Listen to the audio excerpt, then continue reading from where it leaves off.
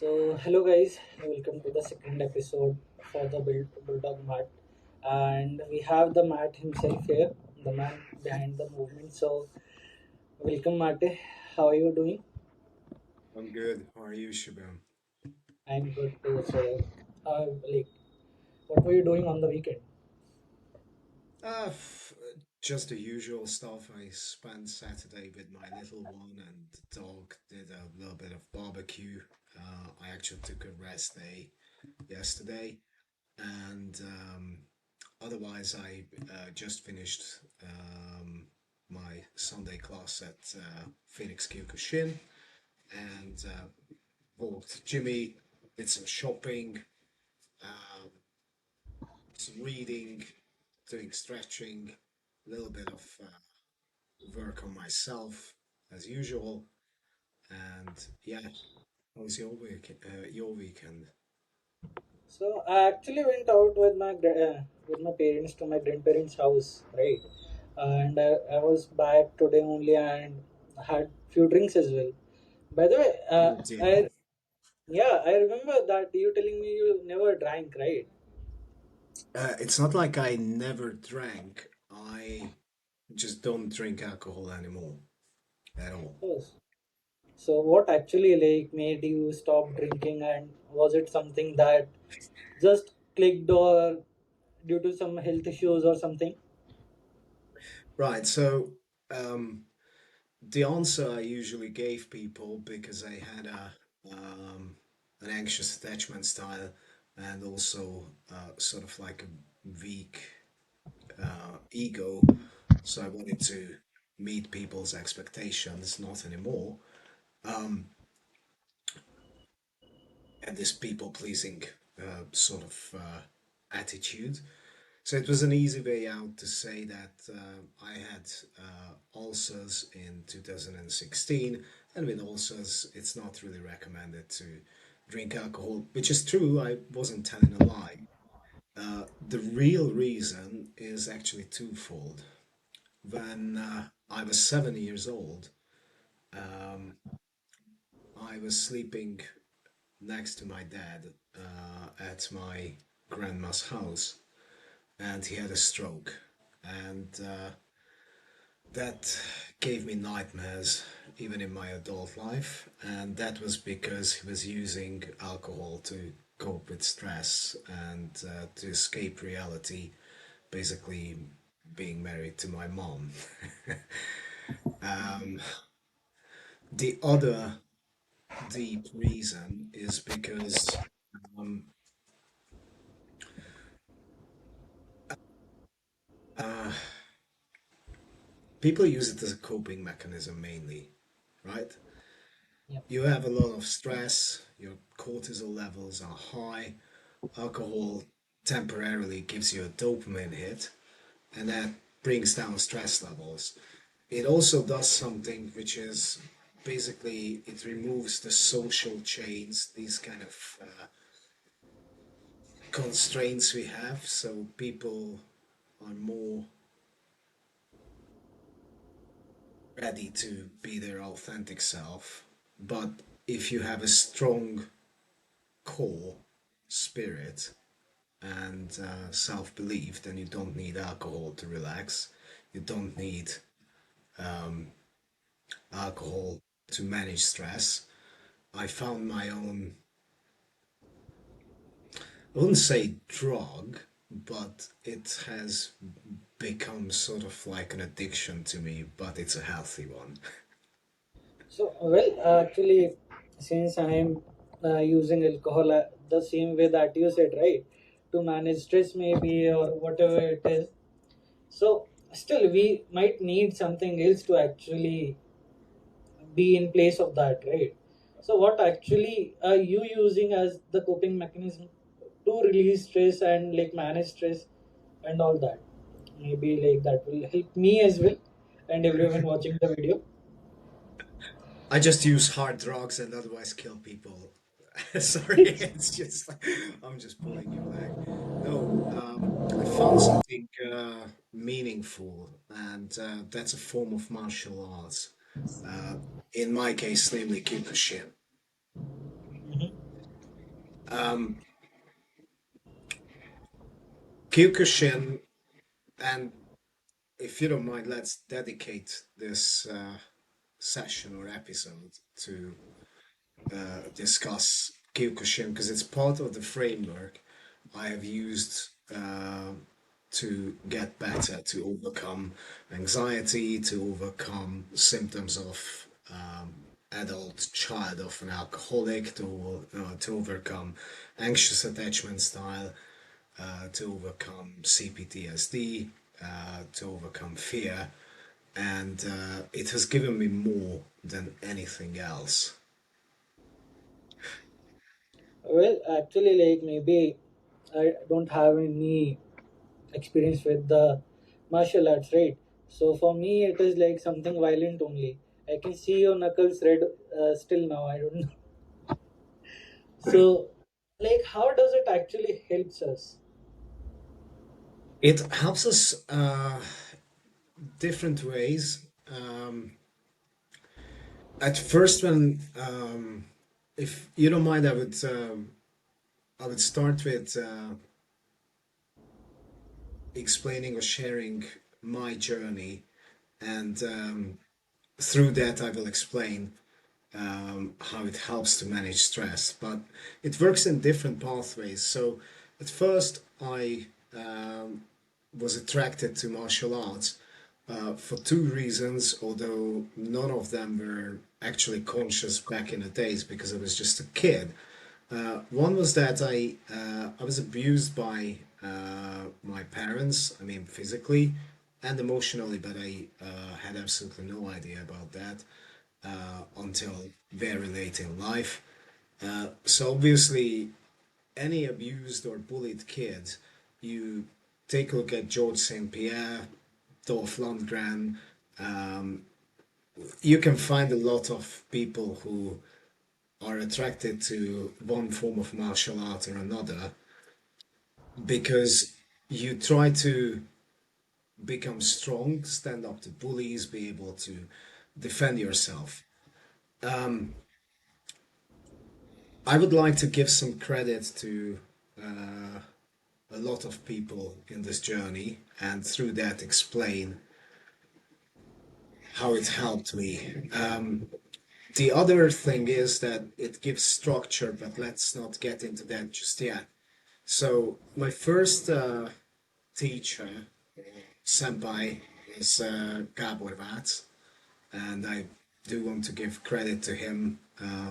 God bless you. I respect you and love you, and you started me on the path of martial arts when I was 10.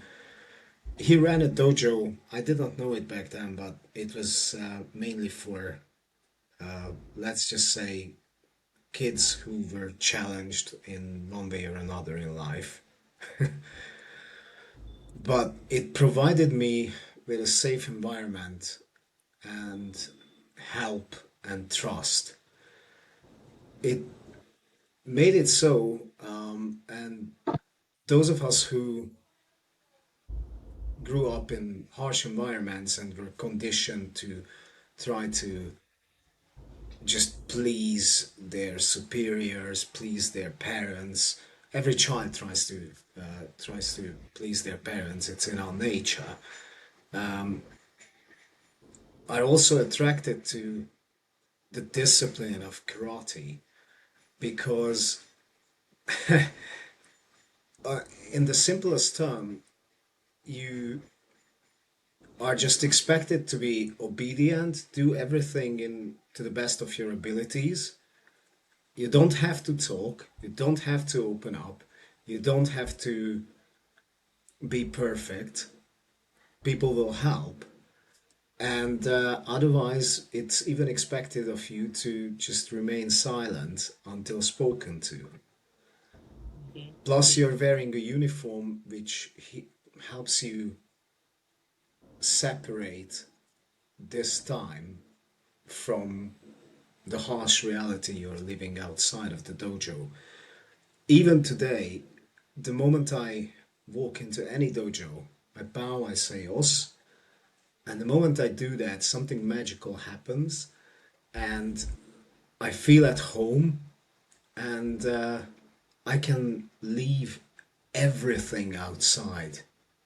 You can be present in that moment. The other reason, and again, I would like to give credit, I hope I'm not going to miss anything, anyone from the list. My Kurajfet Kempo senseis, Sensei Gábor Kultéti and Tamás Lengyel, I think by now they are Shihans, but it doesn't really matter. They, that was the first time I ever felt that someone with authority and power instilled confidence in me and trusted me, and they tried to build me up emotionally.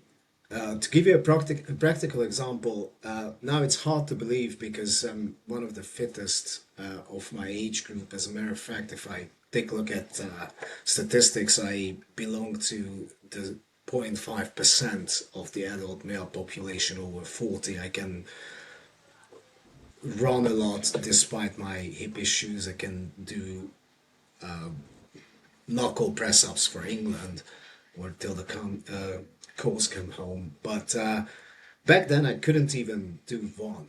Couldn't even do one. And usually, if we were disciplined, then everybody had to do press ups, and sometimes I just felt like that it's impossible. And still, as of today, I remember that moment when Sensei Tamás Lengyel, we received that punishment. We were on the floor. I was shaking. I was really weak. They told me that, okay, put your knees down and then you will be able to, but I was still struggling. And then he was doing it with us. And as we were just getting down to that press up position, he tilted his head, looked at me, and told me, "You got this. Let's do it together." Well, And that, sorry, it's always better to have someone with you while you're trying something for the first time, right? They can support you forever. it's not only that, but someone telling me, "You can do this. Let's do this together." And someone with authority actually going through the same pain, which they use for disciplining purposes for the entire class, it creates a bond. And it sort of mimics solving difficult things together, which on a scientific term creates vasopressin bonding. And vasopressin is a hormone that can be used to reduce stress. Yeah. Males have way more receptors, vasopressin receptors, than females, which is why it's easier to bond with colleagues for men than women. And it's much easier to have these kind of boy clubs because that bonding helps a lot. The third way how it helps is that obviously the more you put in, the more you get out, you will get physically fitter, stronger. And as your body gets stronger, there's no way around it. Your spirit, your psyche, your ego, everything else becomes stronger as well. The fourth way it helped me, and it's probably specific to me, is it helped me overcome fear. Because both Kuraifat Kempo and Kyokushin Karate, Kuraifat Kempo is a mixed martial art, but it also has knockdown parts, meaning that it's bare knuckles, full contact. So it's brutal, but you endure hardship, you go through pain, and you overcome these kind of obstacles, and through that you learn that I'm a tough guy. I can get through pain. I can get through hardship, and it gives you an enormous amount of confidence. To the extent, and it led to the first boundary I've ever drawn in my life, and it relates back to alcohol. I think I was like 13 years old and just hitting puberty. I came back home from Kyokushin class, and my mom was drunk. And of course, being a teenager, I could not keep my mouth shut and head down, which I probably should have done. So I made a remark about it. She turned towards me from the sink, turned her ring inwards so that it would hit me when she slaps me on the face. But much to her surprise, the first time ever in my life, as she was trying to hit me, I actually blocked it with the bony part of my forearm and put my hand up. Then she turned around, it hurt her like hell because the harder you try to hit when it meets with bone, it hurts. But it was my mom, so I even developed guilt later about it. Not anymore. She turned it around and asked me, "Why don't you murder your own mom? Who do you think you are?" And even though I started crying, but I wasn't really crying, it was just tears coming out of my eyes and I was shaking with anger. I just told her, "No, mom, just from today onwards, if anyone lays a finger on me outside of the dojo or a competition, I will fight back. And that includes you and the lieutenant colonel who was my stepdad." Mhm. And actually, the physical abuse stopped. Although the next year they decided to discipline me by taking away the only thing that held me together, namely martial arts. Mhm. That was like brutal, right? That shouldn't be done to a kid, right? Well, I never will think that you were ever like fearful of anything by looking at you now, right? You are like a strong person, and it had been a process that actually made you so, right? Yeah. Um, Ron, during martial art, even though that was a different martial art, it was kickboxing, and I was already an adult and in England, and I thought that I was through all my issues. I wanted to make a public apology to Sensei Anthony Campbell. Anthony Campbell. He was my kickboxing teacher. I told him a lie, not deliberately. I thought it was true during the time. We were doing something called Gauntlet, where you only need to survive. I was putting my head up. I was fatigued, exhausted, and one after the other, people just start loading off on you. And because most of them, because that was in gloves, were just hitting my head, but not hard. I felt like everything got dark. The room started shrinking on me, and I got an asthma attack.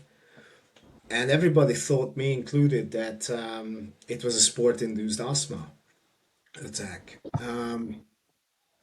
Except it wasn't because I went to the docs, I tried to get it checked out, whatever. Turned out that my asthma is almost disappeared. And by the way, the funny thing is that what made my asthma go away was actually doing a lot of sports and using breathing techniques from martial arts. What it was a panic attack. And I only realized it later down the line during a therapy session. Now, I was asking myself, why the hell? Because I had two competitions in kickboxing, and I did not have a panic attack. As a matter of fact, it showed me how to focus. The reason it triggered this panic attack was because in that moment I felt defenseless, and it brought me back to that defenseless child's memory Mhm. who was being beaten up. It really, karate and the community helped me in so many other ways. It gave me structure when I had a semi-emotional breakdown right after my marriage broke down. Then she and Ellen, without my asking for help or doing anything, he just knew I needed a distraction, gave me a hug, and told me, I know exactly what you need. You need to sign up to a knockdown competition. And I did, and it actually helped. Oh, Not, I got knocked out. I think I own the record of the fastest knockout. The only sad reason is that I was the one who was being knocked out in Scotland. But that's not the point because I confronted that fear. Because kickboxing is a little bit different. Knockdown is a bit more dangerous, I think, especially as an adult. And the journey until I got there, I think I've learned more about myself and about everything else than ever before. Um, I also remember Senpai Victor Lofun, who is almost like a stepfather figure to me, when he was preparing me for the lockdown. He brought me to absolute and total fatigue. And I got into a state of mind where even though because he was making us do sprints, then press ups, and then quick 1 or 2 minutes sparring sessions. The only thing is that I never had a break and everyone else had a break, right? I was talking about how a knockdown competition is a bit more serious and probably a bit more scary than doing kickboxing, at least for me, because uh, hitting one another with bare knuckles with the bones and shins, it's definitely you feel it more. Um, I did not have too much success, even though it was in the novice category. As I said before, I got knocked out in Scotland in record time. Then the C word virus came, which I can't name because then, well, our channel is still not searchable for some reason. I will check the YouTube guidelines, but if I say that word, then it will disappear. um, so for almost 2 years, I had to train from home, and I want to thank Senpai Tom for organizing those online classes because that helped me keep my sanity and keep my fitness during those times. Um, and I signed up a second time. I was again a little bit anxious. I didn't do anything wrong the second time, but I got TKO'd by an illegal technique. Now, obviously, every martial arts has its own limitations, and the rule set um, basically makes it so that uh, you are you have this kind of blind spot, so to say. The guy I was fighting, he was much taller than me. Um, did an axe kick. I just moved out of the way, even caught the kick, put it down, turned away, and then I was turning towards him and closed the distance where my short stature would have worked better. He did a lot of kickboxing, muscle memory just kicked in.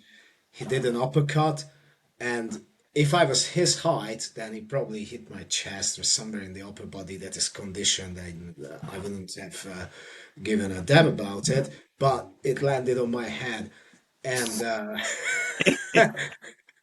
if you get a um, if you get a full uh, powered, really like uppercut without gloves on your head, it rocked me. And then the doctor came in. They they examined me and they basically just told me, no, there's too high risk of you having a concussion already. Um, we're gonna stop it. He got disqualified, so I progressed, but I couldn't fight again.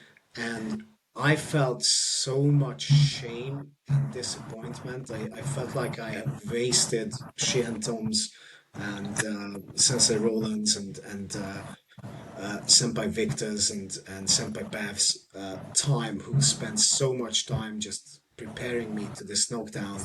I got a little bit emotional, so I was in the doctor's room. Uh, I was wobbling a little bit, but that didn't matter. And Tom just looked at me and he saw that I was about to break down and cry. And he held my hand like, keep it together. There's nothing to be ashamed of. You're, and that kind of emotional support without, I did not even have to say a word, but he knew exactly what was going on.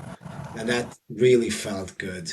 Right after the training, Shianel messaged me and said that it was really bad luck, but never forget that you are a warrior, you are a black belt in the making, and there's nothing to be ashamed of. Finally, and by that time I already had the stage four, maybe back then it was just stage three, um, osteoarthritis. I got to a competition, I got through, and even though I won one and I lost one,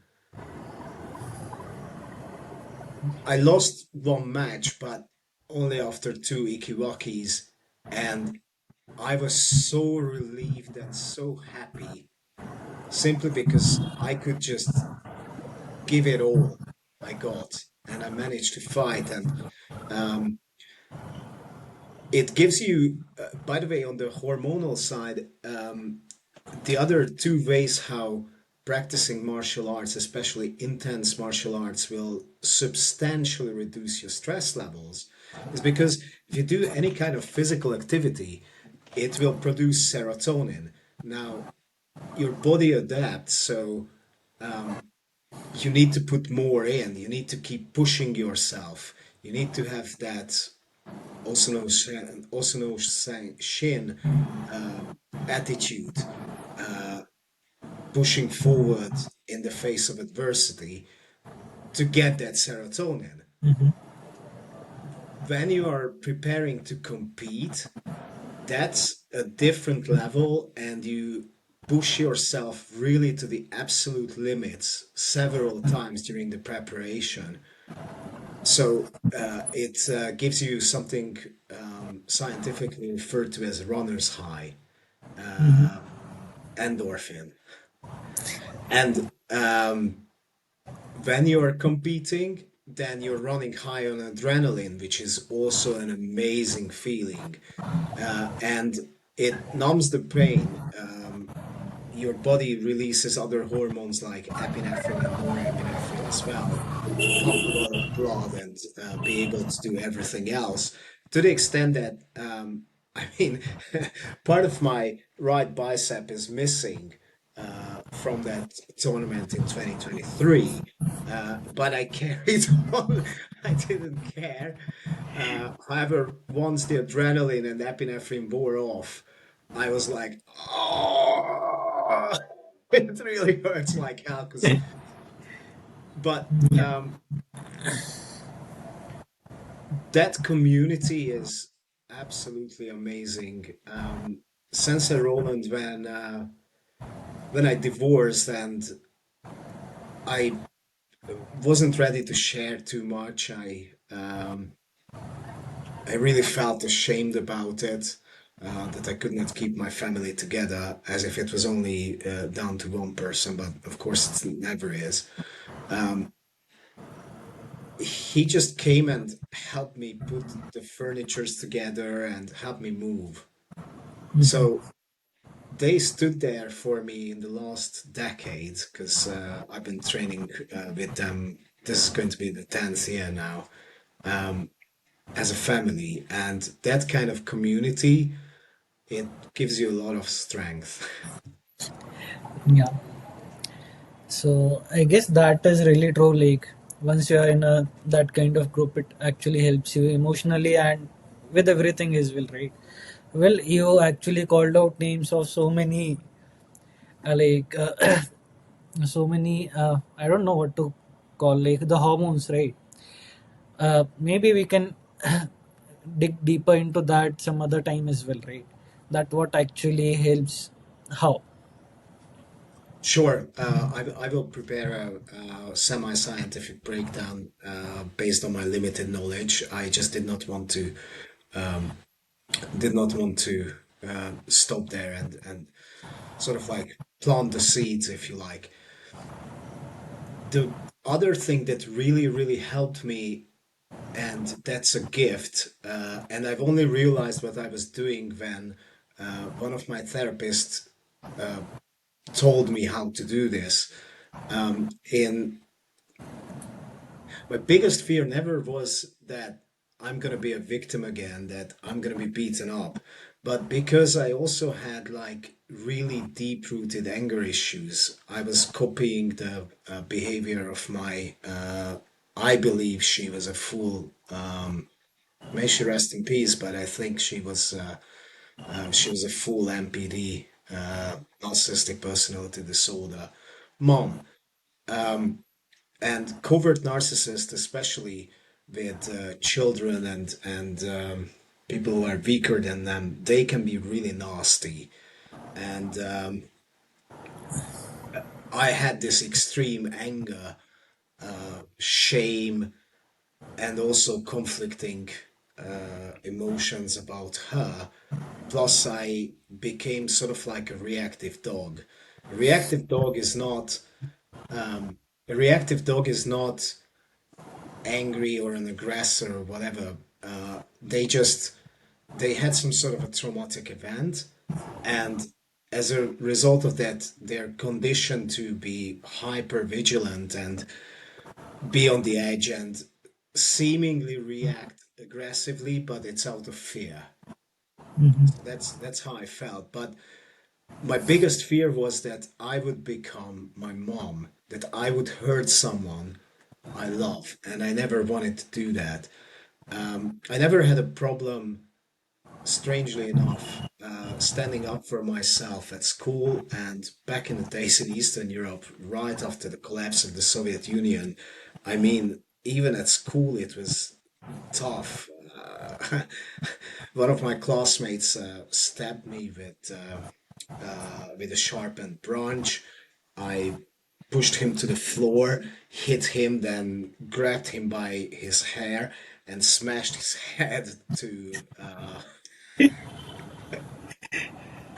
the wall, and then just pushed him down. And I was 8 years old, and I mean, it's unbelievable in today's standards because nowadays I not only probably would have been expelled, and maybe so would he, but probably would be subjected to some sort of criminal investigation or something like that. But back in the days, it was business as usual, and they spoke to our parents, and that was it. Anyway, what really Kyokushin specifically taught me is how to, when I felt that extreme anger coming and I had a hard time managing it, I imagined that, okay, I'm gonna package it. I'm not gonna react immediately. I will put it inside me, but I won't forget about it, and I will And I actually imagine just shutting down that box. Now, the problem with that is the pressure is still there and it can cause you harm later on. However, when you're, even if you're doing, let's say, kickboxing or something like that, when you're pushing yourself and you're getting close to that fatigue and it's difficult to motivate yourself, you don't need to say a word. You just need to push yourself. So then I just pulled into that box, let it out, and I went all out on the bag. Sometimes I was training so hard that I think during my first first training camp here in the UK, I got sick. I threw up. That's how much I pushed myself, and then just drank one sip of water, ran back in line, us, and went back training, no problem. But it enabled me to just box that anger and release it in a way that is safe, that doesn't hurt anyone, and it no longer poisoned me. Um, so there are two other things that are really critical, and I want to touch on why it's an absolutely amazing coping mechanism.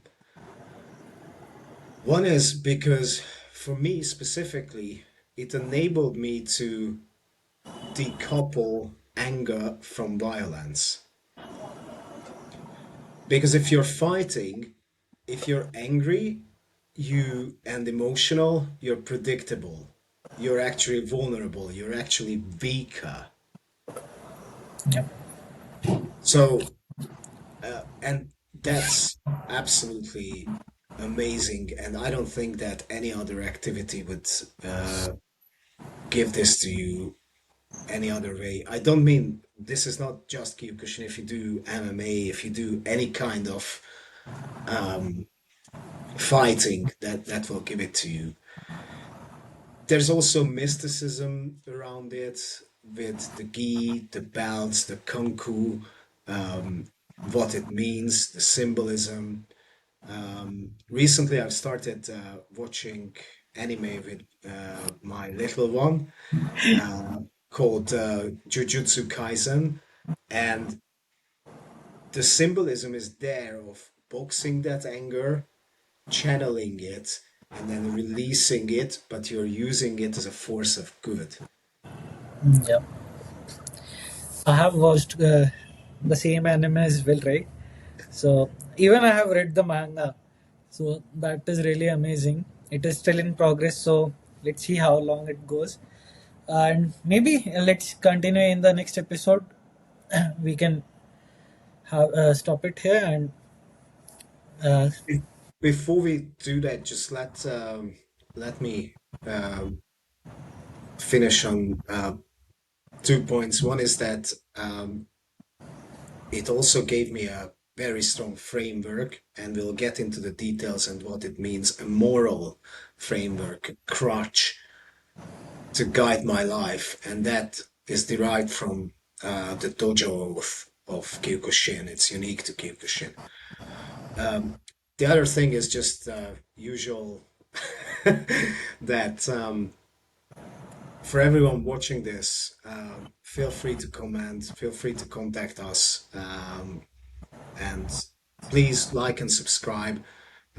It help us actually establish the channel. It help us reach more people. And the main reason why Shubham and I are doing this is because now I have absolutely no problem sharing all this, sharing my framework, and talking about quite a rocky road I had with brutal honesty. It no longer affects me, but trust me on this, men suffer every single day. They do it in silence, and they might want to hear it because if there's just one element they could use just to get through the next day, or to open up, or to find help and seek help with therapy, with martial arts, with any element of the framework, then simply by sharing it, by subscribing and liking, uh, you might save a life, and that That's is so true. important. Yeah. Thank you, guys. Thanks, Mate. Thank you. Take care, Shubham. Bye. Bye. And for any day that stings, to better days it brings. Nothing is as bad as it seems. Close your eyes, look into the dream. Winds of change will winds of force.